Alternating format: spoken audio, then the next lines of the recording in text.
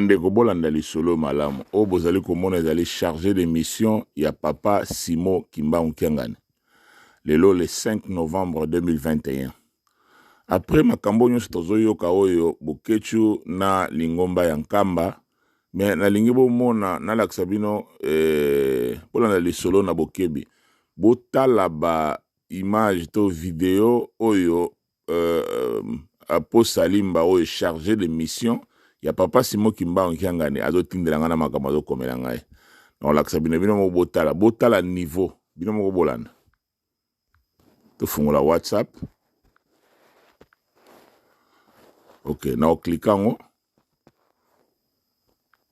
makama mboka bolobaka te tokoboma beglisi wana sutu yo soni kafuta mbebu rouge okasa ngula zobota na kisantu. Denis c'est le roi de Carolite. Moyibi, Bakakenza, Michelil Chaban, Patrice Ngoy, Tala Moutourondro, Kabaosala, Patia Farine, na boulangerie Mama Poto, Tala Mukuna Bapake. Alors, Bandeko, bino moko botala niveau.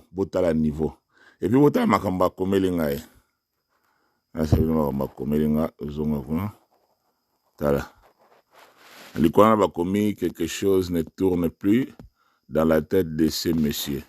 Et puis na se wana komelinga nini. Loba lisusu. Omoni camarade ya bana 26 égale 0. Tala bizaleli na bino. Oyo pe salela yango émission. Toko betela yo maboko. Ozomona? Bino moko botala niveau. Bozomona na photo ne bungi parce que azo sala a bloqué nga a la fongola atindi image a bloqué nga. Botala niveau bino ba karateka na ba judoka ya ngambo ya 3 égale 1. Botala niveau. Ozo boy chargé de mission.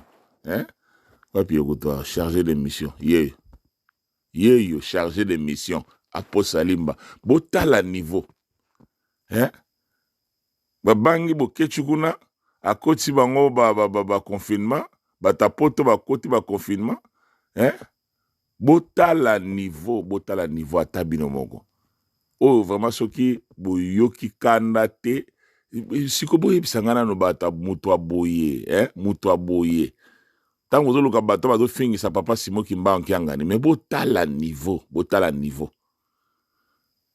Yem dali bosa maki balobi bola bozong sa te mais botala niveau botala bino moko. En tout cas vous partagez image yo. Ce que vous yango partager yango botinda ngona papa Zako, botinda ngona papa Mbenza, bo komisa ngo même pas ya papa Simo Kimba Nkiangani. Botala niveau. O tozolo bo chargé de mission.